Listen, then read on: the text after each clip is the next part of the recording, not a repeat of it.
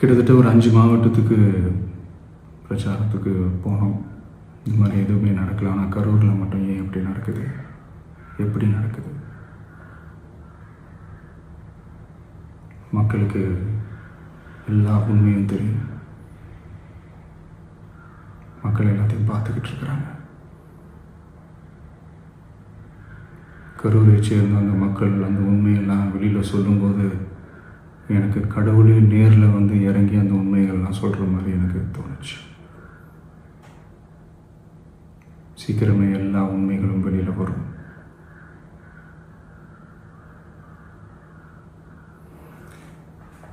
எங்களுக்கு தரப்பட்ட இடத்துல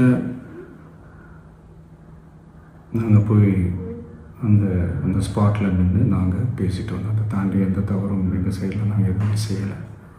பட் இருந்தாலும் எங்கள் கட்சியை சேர்ந்த நிர்வாகிகள் தோழர்கள் மேலே எஃப்ஐஆர், அது மட்டும் இல்லை சோஷியல் மீடியாவை சேர்ந்த நண்பர்கள் தோழர்கள் அவங்க மேலே எஃப்ஐஆர்லாம் போட்டு இப்போ பிடிச்சிக்கிட்டு இருக்கிறாங்க.